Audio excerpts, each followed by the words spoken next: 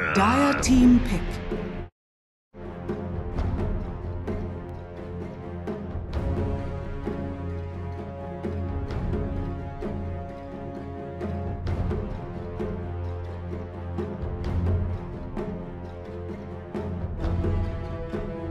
Ten seconds remaining. Hello and welcome to the ESL 1 Birmingham 2018 closed qualifiers North America. My name is Nomad, he's my Farah, and this is Immortals versus Optic Gaming. This is, hopefully, this is a longer series than the last one. Obviously, Well. VGJ Storm smashing out complexity, but Immortals Optic, another great game here. This is going to be a... Obviously, I think Optic are probably the favourites here after just winning Star Ladder, but like MSS said in the interview that we just did, they've got the thing. They have to prove that they're the team to beat now, because I feel like they are the favourites. Immortals are not going to be going down quietly, and we know they love the aggression. We know they love to fight. So let's see if they can bring that to the table.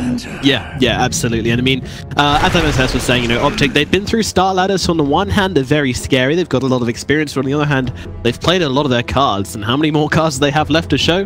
Well, let's find out. Let's get into the draft.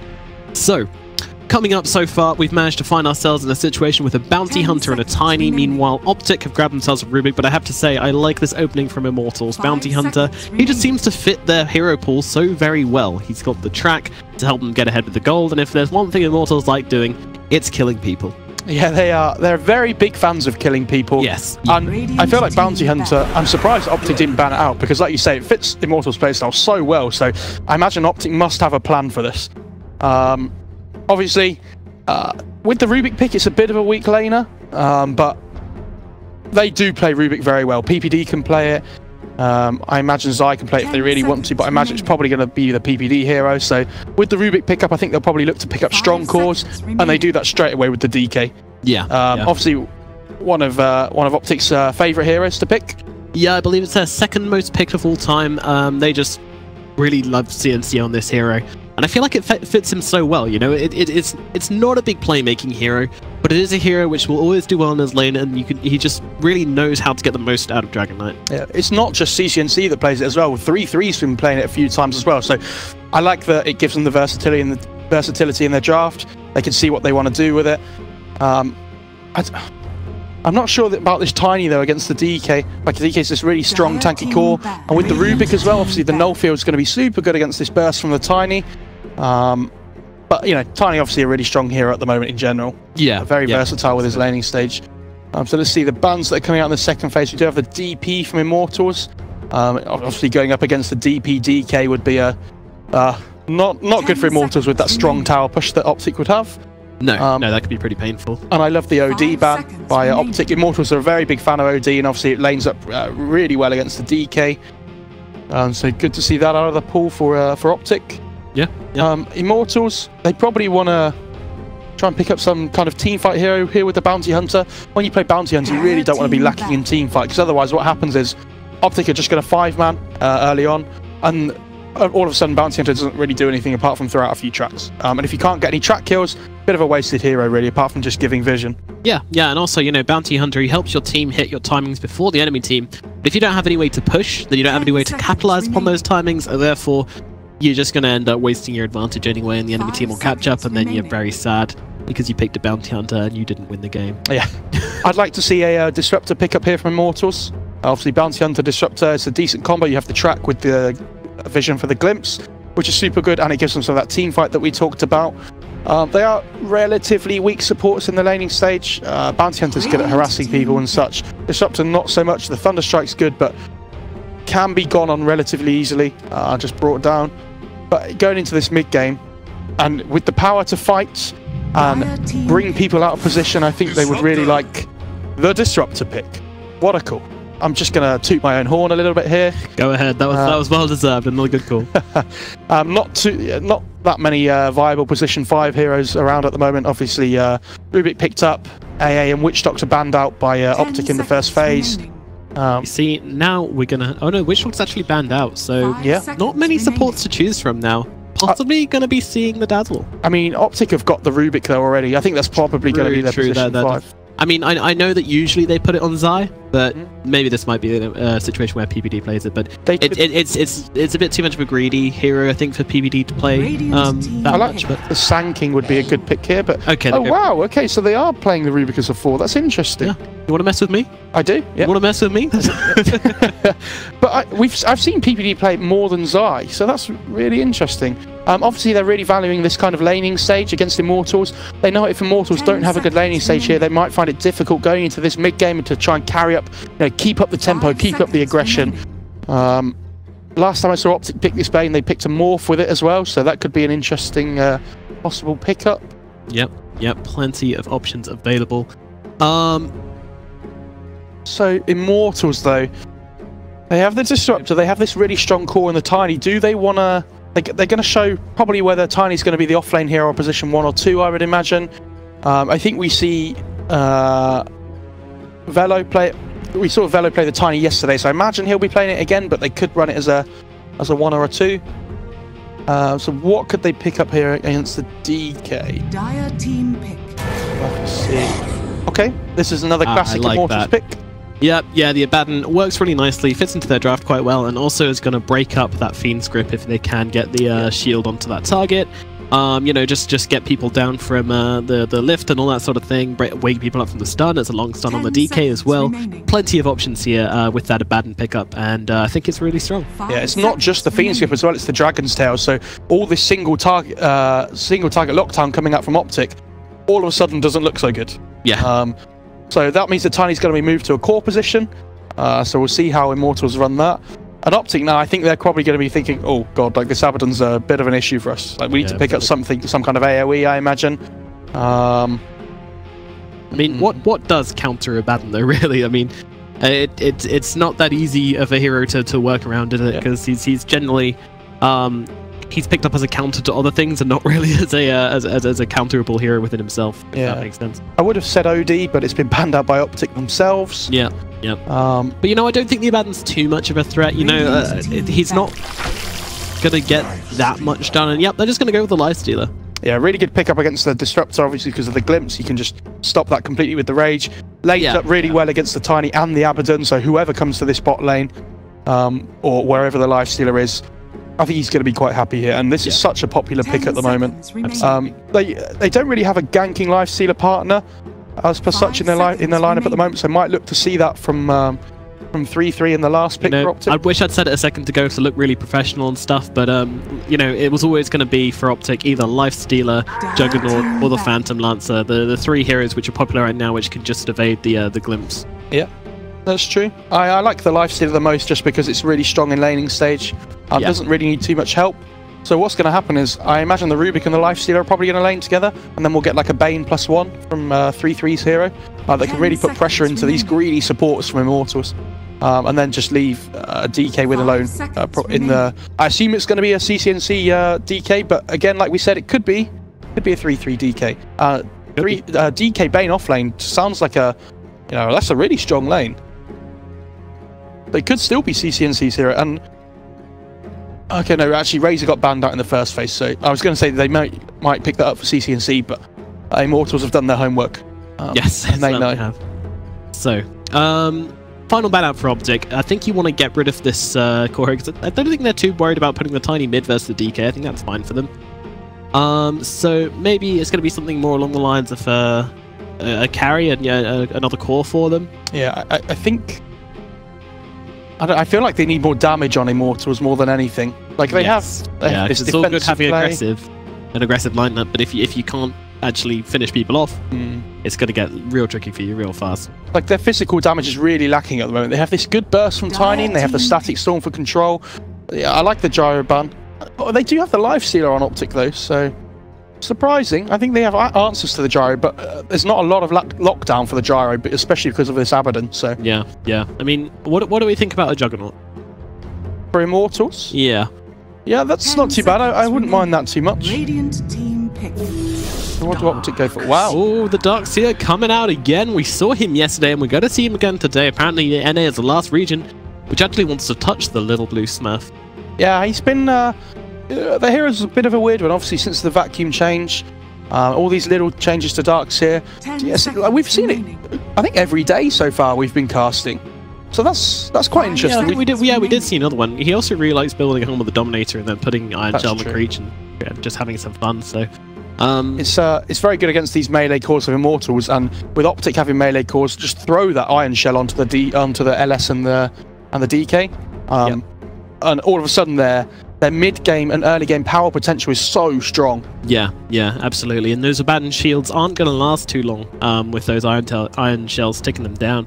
And yeah, I think Optic are in a good place with this draft right now. Yeah, the draft looks really strong to me, so I'll be interested to see what Immortals go for here. Like you said, they did pick up the Jug yesterday, so I think that's an option. Yeah, they do go for it. Good call. Thank you. I got one today at least. Oh, don't put yourself down, man. You've done a good job today with some of these calls. You know, you've done okay. Oh, thank you. So the problem I see with this is that they do have, if the Abaddon's not behind the Juggernaut to help him, I think he might struggle. And I wouldn't be too surprised to see PPD go with Darks here at the start of the game and just throw the Enfeeble onto Sure. possibly the Jugger. He might just do it on the Tiny as well. PPD loves leveling up this Enfeeble on Bane. I've seen this so many times, and just basically just annoying the hell out of somebody. It's so frustrating. Yeah. And it's so much value as a level 1 spell as well, just to be able to sit in a lane and basically ruin an entire lane just by yourself. Yeah, and obviously it's not easy for Juggernaut to lane against Darks here, but he does have that spin. If you know he's ever in real trouble from the Iron Shell. 5 seconds. I don't know. I want to go back to the days of Godblack Bane, which we saw in the CIS qualifiers for, I think it was the open qualifiers of the Epicenter, when we had Godblack who would go off lane Bane and build a Meteor Hammer as fast as he could on the off lane. He just literally spent his time in the off lane. I think he sapped his own creeps and enfeebled the enemy. Built a Meteor Hammer and then just put people to sleep and meteored them, and that was pretty much the extent of his game. I just love that if you look at this Immortals draft, if somebody said to me, without me knowing anybody's teams, whose draft do you think this is? It just looks like an Immortals team, doesn't it? That's that draft. Yeah, absolutely. But it also looks like an Optic team as well, you know, that both of these teams seem to be drafting very much their strength, whilst also trying to find weaknesses in the other's lineup, and I think in the end we've got a very balanced drafting through here. I don't think anybody has a particular advantage. So I'm going to call it for Immortals just because of the form they've been on recently. I'm gonna take the lazy way out. What about you? I'm going to go for Optic. I know they seem like the obvious winners, but I think this Iron Shell on the Lifesteal and DK is going to be. I don't think Immortals are going to have the way that they usually do in terms of early game aggression. I think Optic are not going to be scared to fight them. I'm not sure how good of a Immortals. Sorry? Did I say Optic or Immortals? You said Immortals. Oh, my bad. I meant to say Optic. Sorry, Immortals. You can't. You've said Immortals. Oh no. You have to stick with that now, unfortunately. Okay. Well, you know, I believe. Febby Bounty Hunter. You know, hide your couriers. Yeah, let's see how much he can do here, because obviously Bounty Hunters are really good here at giving vision around the map, spotting these like rotations coming out, so might be able to see where the Bane's moving around. I do love this Abaddon pick though this game. I think that's going to be a big hero for Immortals, and they need to try and make this Abaddon work. Yeah, it's actually a really strong pick versus the DK as well. A lot of people think oh, Aban, you know, he's for cancelling ultis, but actually breaking people out of that Dragon Tail stun is absolutely huge. You know, that's one of the main components of DK, is this ridiculously long stun he has. Yeah. And if you just get them out of that, then you can usually escape the DK because he just doesn't deal damage very quickly. Yeah, especially with there not being a lot of burst damage, this Abaddon's going to be even more effective, because if you know, this healing coming out from the Abaddon is going to be keeping his team alive so much that if they can't bring them down quickly, the Immortals might just turn the fight around. Pycat being chased away from this top rune, as there's going to be a 2-for-2 trade on the runes. Nothing exciting going on here. Look at 3-3 in this bot lane. Just smokes up and then takes the creep wave away instantly. On a merry walk we go. Yep. And even Iron Shell's one as well, so he farms them as he goes. That's actually pretty next level. Yeah, it's really nice. And he's probably just going to sit around in this bot area and not really go back to the lane either. No. This is who needs the lane.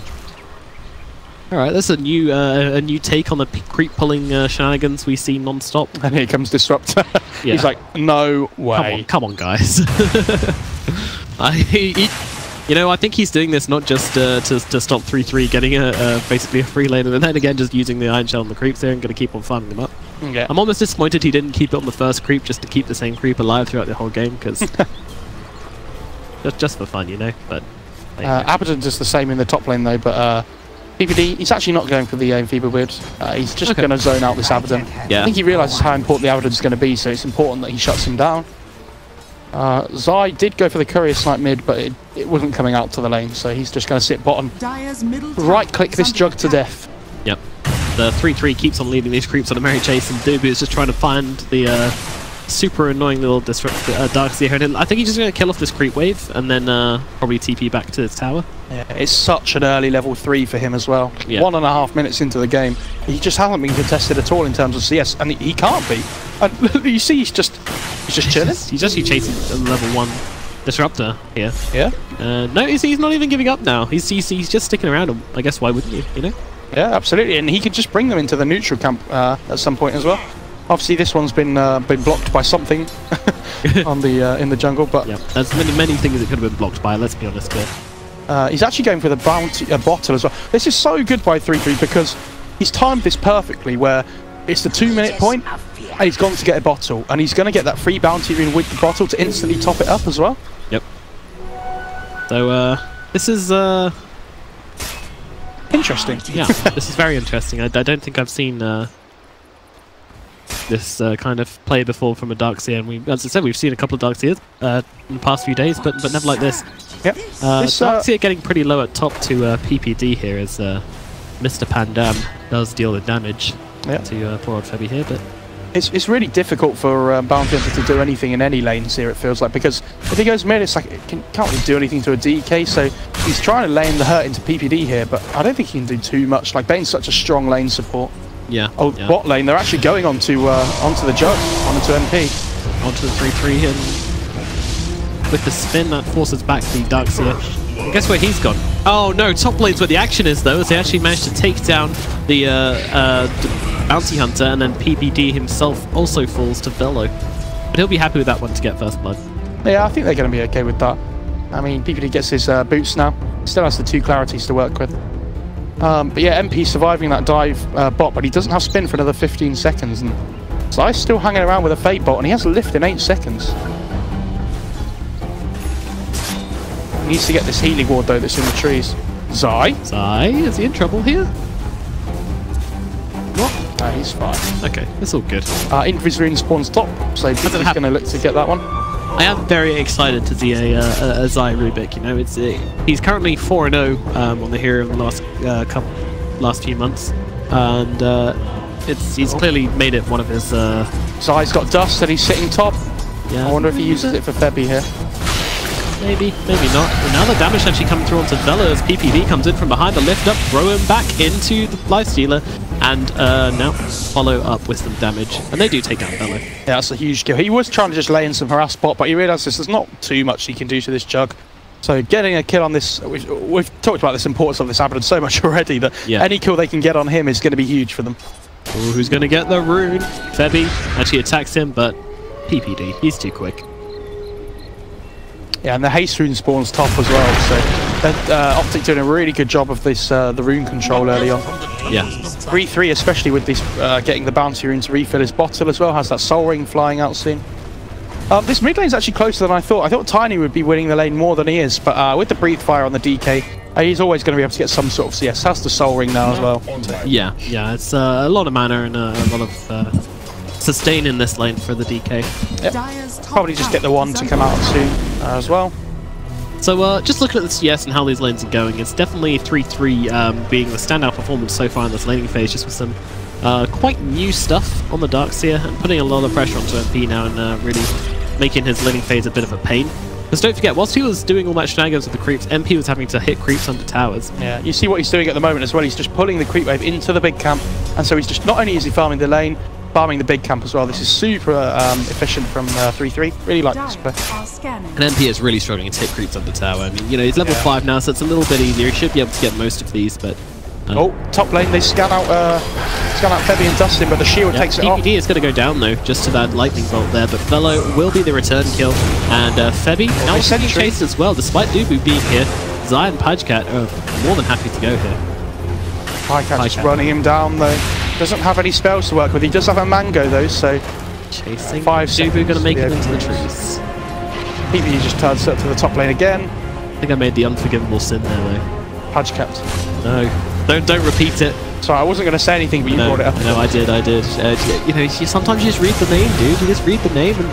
Oh. I'm very embarrassed. I wasn't expecting that one to happen. I think they were going to Shrine there, but the Disruptor was really low, and PPD just walks up and brain saps him. Yeah, that was pretty awkward there, but Febby will have a lonely Shrine for one. Stun out. I think he just wants to get toss onto Bounty. But throwing him back, he's well under the tower here. And now the kinetic field, Zai trying to get a bit of return damage here, but they can't really find any sort of kill. So it's just going to be the Tiny getting a kill up onto CCNC. Yeah, great combo there, throwing the, tossing the DK back onto the Bounty Hunter. Obviously doesn't know he's there because he's invis. Yeah. We saw the Rupture toss yesterday. Today it's the toss under the tower onto the invis Bounty Hunter. Yeah, many strats coming out in these close qualifiers, and you know it's good for teams to kind of mess around, try some new things.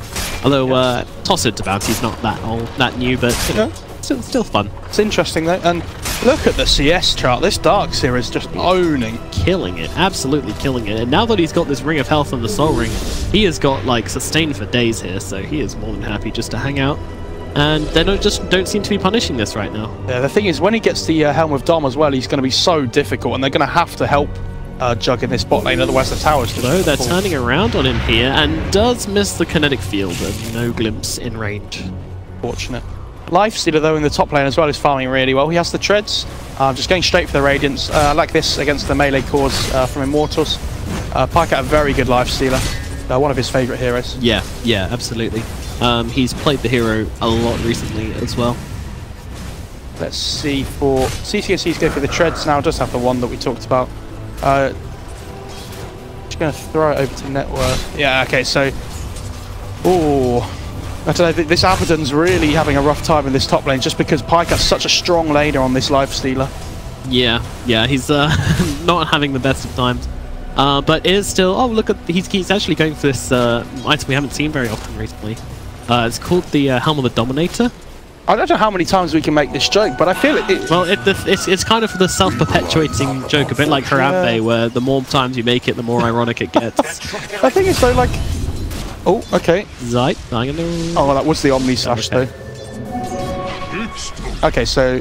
MP just TP's back to the bot lane. That's a really good... Whenever you get this Omni Slash on Jug, you really don't want to be holding on to it. You just want to go run, get a kill, and get straight back to farming, and just wait for the next Omni Slash. You can't really fish for kills or anything like that, because at the end of the day, you are a carry and your CS matters. Yeah, exactly. Dota 101. Lift onto Abaddon in coming top down lane. on bottom. We'll look to top. There's no kill going down on bottom, but it doesn't look like there's a kill going on top either. So he did have the shield, so he just walked away, relatively safe. He's also got a level 6 now as well, so borrowed time is up. Yeah, CC and CJ go to Dragon form, but he get quite low there to the Tiny, but he goes to Shrine. It's going to be fine. Really tanky on that DK. Does only have 2 points in the Dragon's Blood, but it's going to be more and more difficult to kill as the game goes on. Alright, well, down to the bottom lane. I mean, are they ever going to punish 3-3? I don't know if they can, honestly. Look at this. MP is just having an awful time. He's actually sending his healing ward away because he doesn't want it to get killed. And 3-3. MP has to be careful now. He's even in trouble. Like, yeah, this is 3-3. Oh. There's now a rotation coming in from the Disruptor. Does 3-3 notice this? Well, there's a kinetic field, and he gets the kill on the Juggernaut. This is ridiculous. Oh, Glimpse back under the tower. Oh, no, he's actually going to die here. Just really, that was really. He had about 60 HP when the tower hit him, so that was really close. Yeah, that was not the cleanest kill we've ever seen, and being able to take down the enemy carry in the process is definitely value town. Dubu though in the bot lane might be in trouble. They have the Furbolg and the PPD's here on the Bane as well, so I think they're really looking to see if they can get something here. Hellbear Smasher, let's see what you can do. He's really fast, so he's probably going to get that clap off because Dubu's only just got boots, but here we go. He's asleep just to make sure. And now, well, who needs a hero when you've got a Hellbear Smasher? Absolutely. 3-3 does pick up that kill and says thanks. That's cute. So I think Febby really wants a level 6 on this Bounty Hunter, but he's not really anywhere near at the moment. Probably does have the Tome available, unless they want to give it to the Disruptor. He has actually, the Disruptor's just used it on himself, so he actually finds the Bounty Hunter as he realises that the Bounty Rune disappears, and then, oh my god. That double Iron Shell, Vac and Brain Sap, he goes from like 50% to 0. Throw in a Thunderclap just for fun, and that hero is smoke on Zai and PPD as well. They're looking towards this mid lane. Yep, they are looking for blood, and with this aggressive null field, only level 1, but still going to help out a little bit. Yeah, they do have the DK form ready to go. They probably just want to try and get some sort of... Oh, Febby. Yeah, Zai of Dusty. Oh, they're going to dust him off though. And throwing back Febby here with the brain sap as well. Oh, PPD might be in trouble here though. PPD, he's trying to get out of this one, and they get the glimpse. 5-man from Immortals. That's so many rotations. They don't get anything for it. I feel like this laning stage is looking very, very rough for Immortals right now. And we'll throw it over to Net Worth and see no surprises here. Lifestealer, Pycat just going completely insane right now. Yeah, he's having a great time. And the thing is, he doesn't really want to fight till he gets this Radiance, but 12 minutes, 3,000 gold on the Lifestealer as well as the Treads. MP's going to come up and say hi to Pycat in this lane. Sure, Pycat is saying, guys, there's a Juggernaut in my lane, but... Doesn't matter. Oh, the surge onto the Rubik, he lifts him. Down the bottom lane, throwing back Dubu into the Hellbear, but he does get the glimpse off onto Zai. And I think Dubu's in trouble here. They do have a surge and a vacuum, so... That is a long-range surge. Well, where can you go, Dubu? Where can you go? 3-3, Jesus. He's playing this Darkseer so well. So well. Oh, CCNC. Okay. Okay, well... To be honest, as long as Optic are winning 2 out of their 3 lanes, which they are, I don't think they mind too much about CCNC not doing amazingly mid. So I'll point out, 12 minutes in this, Bounty Hunter is level 4. Yeah, this is not where you want to be. And Disruptor's only level 5.5 as well, so the tier 2 falling bot lane already for the side of Immortals. Deny the hell, but oh no, he's actually fine. His clarity just got cancelled by the strike. Yeah, don't talk about it. Alright, well, you know, considering the game he's had so far, they really wanted to kill that creeper. Oh wow, they got Pycat though. Wow, okay, for finding 2 kills on the other cores, that's going to put actually 3-3 on top of the net worth chart on the Darkseer, but that was nice rotations from Immortals though. Yeah, that was the Omni Slash though from the Jug. Okay. I love that he's going for Yasha, and then he's got the Battle Fury queued up afterwards. Not sure he'll finish the Battle Fury, but I hope he does. I'll just try and secure the late game for Immortals. Obviously, he is kind of the big hero on the Immortals side. He is the main position one, because Tiny doesn't scale massively well, usually because they go for this kind of like roaming fighting build, and I think that means Abadance might go for a Radiance at some point in this game. I think it would be a decent pickup. We'll have to see. Alright. He's now going for the Solar Crest, actually, which is a really nice item for the Abaddon to have, and as we talked about it last game, I think, Lifestealer, you know, he wants to build this Radiance and then into the Solar Crest himself, maybe, or even just with the Radiance as well, so it's good to counter there. Oh, never mind. Darkseer could be in trouble. He does not manage. He gets blocked out by Zai, so he doesn't make it out of the kinetic field, but it doesn't last long enough to keep him in trouble, and there's the suckback and the stun to finish him off as Velo, his ultimate's going to be popped. Nice Centaur stomp onto 2 here. Now, maybe... Centaur against Centaur. Jumping forwards, Royo with the forward toss and back, actually. This Centaur from 3-3 is owning them at the moment. Doing a lot of work, and he has got another stomp available. And meanwhile, Royoya is trying to fight it off and will actually be able to find the kill onto the Darkseer. But now PPD with the ultimate from the sidelines. Can they finish off Royoya? Yes, they can. The Centaur is there, but PPD getting very low indeed. But he has done his work. He is happy to die. Meanwhile, CCNC and Zai just fighting it out versus MP and Velo. Who can they take down here? Velo's getting very low, but they will find the kill onto Zai. Oh, the Centaur! Get him, Velo!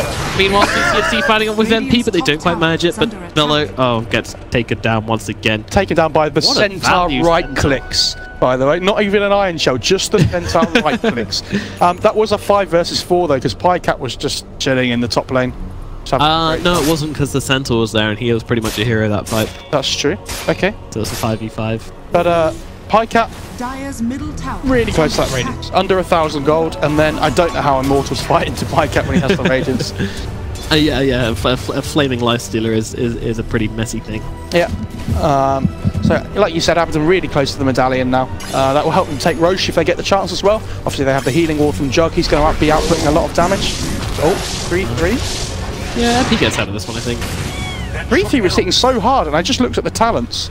Plus 90 damage. 90 damage, yeah. Do you miss the times where you go Echo Saber on Darkseer? With the, I think he used to have a plus 120 damage talent. Yeah. That was amazing. That was full memes. Yes, absolutely. Yep. Side D wards there, just where he knew there was an observer there from where there had been a fight. So yep. Good D ward by him. I think he might just rush a blink next. I do hope so. Cancels the tornado from the Wildkin with the blink. Could see some big steals this game. Yeah. The Omni Slash is a big steal. I think the healing ward's a really big steal too. Obviously, the track would be. I think that would be number one. Yeah, that is the. Muy bien. Also, Static Storm. Pretty big. Not as fantastic as when Disruptor has it, just because you don't have the kinetic field to keep them in. Yeah, he does get the level 4 healing ward here as well, though. So on these tanky cores like DK and Lifestealer, that percent healing is going to be massive. High Cut is going to pick up the gold for the Radiants here with the bounty rune, so that's going to be flying out now. 3-3 going for the hood. Probably going to go for a pipe at some point soon in this game as well. Obviously against the Tiny and the Disruptor. It's really nice to have that AoE. Magic, I don't know what to call it, buff, clearance thing? Yeah, buff clearance. Barrier, sounds I think great. it's called, not sure. So Zai smoked up once again, looking for information, maybe a kill with PPD. CCSC just chipping away at this mid lane, and they really want to fight around here, Optic. Yeah. They've got good vision. Although Dubu comes in, he's got a haste through, looking to cause some trouble, maybe. Oh, there's the track. PPD runs into Roya, yeah? Sweeps him up, actually. He just actually runs back in to take another swipe at the guy. Now PPD running out, but he is definitely going to fall for this. What does he set up, though? 3 men stuck inside the vacuum. As 3-3 gets a double kill here, now using that ultimate there. The barrier comes down, the wall of replication. Royoya trying to get back to the high ground. They want to keep going. Yeah, they certainly do. Up onto the high ground they go. They've got some tanky heroes on their side, and Royoya, he does get off the avalanche, which maybe keeps it alive. Pycat actually cancels that last hit there. Not sure it would have been enough to bring him down. Velo, he doesn't have an ultimate, but he does want to chase away this Lifestealer from his base as the supports come TPing in, and now they find the glimpse. They get Pycat, but Pycat has a rage. Yeah, good. Well played by him. I'm not sure if you saw it, but the Ducks actually did a 3-man vac into a Centaur stomp. Oh, I thought that's what it was. I didn't want to call it when I didn't see exactly. MP getting a kill onto PPD here. Yeah, that was the Omni Slash. So. Yep, once again.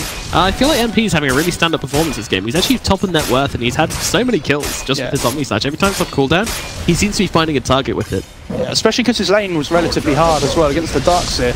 He seems to be doing a really good job at trying to keep up with his farm. Obviously, when he gets his Battle Fury, he's going to be farming much quicker than anyone else in this game. So, really looking forward to him having a good late game performance here. And it's a really good matchup against the Lifestealer as well, obviously. So, we'll have to see what he can do. Yeah. Pycat's actually got the medallion queued, the Solar Crest queued up for next for them as well. Really good armor against the Tiny and the Jug damage. I like this a lot. I think that's the standard build at the moment on Lifestealer. Sometimes they go S and Y, but he'll probably go for that after the Solar Crest. So, Optic, they're looking to put on a lot of pressure here. What is their kind of Roshan like here? It's good. It's okay, especially when they get the Solar Crest on the Lifestealer. I think that can be the time, but they don't really want to take a fight unless they've got around the Roach Pit, unless they have a pick-off, I think. It's really risky for them to try and go into the Roach Pit, especially when there's Jug. The Omni Slash is MP, Royo jumps in, and now the ultimate onto CCNC here. They might have caught him out. The spin coming through and doing a lot of damage, but now Immortals having to get back. 3-3 looking to vacuum back into the Centaur Stomp, and now the wall on top of it, but there's no follow-up damage. 3-3 and 3. Oh, nice ultimate from PPD onto Dubu there, gonna pick up that kill. Meanwhile, the rest of the Immortals trying to run away. 3-3, not scared at all though, running around with this little Juggernaut, which does eventually fall. But this is just 3-3, and a little bit of PPD. There's no one else involved in that fight. On this bounty hunter's in trouble. Oh dear me, he just gets taken out. Yeah, the well played by PPD to just lock him down there with the Nightmare into the Dragon Tail. Pycat TP's mid as well to deal with this Jug split pushing. Zai gets the Avalanche, another nice spell. Yeah, that's really good on him. There was a double avalanche in that fight bot before. I'm not sure if you saw, but that was pretty crazy. Well, rocks everywhere. Get your rocks off. Well, I'm looking forward to seeing if Zai can pick up a toss this game and then like kind of throw in the Dark Seer with the back wall. Yeah, that would be pretty big. I'd like to see that. That sounds pretty fun actually. It does, doesn't it? PPD getting a good ward on that cliff during that fight as well. Next to the Radiant Tier 1 top. Once again, where it was. Optic just have a really nice vision on the Radiant here. They've got 2 great wards up, which give them a lot of information, especially on where MP is going to be this game. This ward in the bot lane. Running into Roche. And Optic should know about this. Yeah, I think they do. They have this ward up here, which they just placed, and as you said, nice ward. It's going down quick. They need to get here now, otherwise this is going to fall down. Do they know? They don't know. They must assume the Juggernaut's doing something else. Wow, this is so sneaky by Immortals. They just have the knowledge here that they can get that careful, Roshan, says PPD. My word. Wow. That's such a good pickup for them as well. PPD's actually got a bottle, but it's the... Oh, Febby. Come on, Lifestealer did actually get his solo crest at least. Okay, that's something, but you know, those career kills really do add up. You know, it's about 1,000 gold towards Immortals, that career kill. Yeah, I mean, Febby is the career killer himself. Like, he loves killing these little guys. Optic group up mid tower, lane, interestingly. And Zai's just going to dust in. Pick him up. He's got the avalanche as well. Oh, actually takes the track off him. Yeah, he knows without the lift, there's no way for Zai to cancel the TP. Yep. Oh. With the all chat. Boom. With the BM and the all chat on the. I feel like he could have chosen a better. Radiant Curry going down this time. I think Pycat got that one as it was coming to the jug top. Very brave place to pull it out. That was a lot. I don't think he saw the disruptor there. I'm not sure. Yeah. He was expecting to be able to nightmare himself, but Juggernaut was able to get.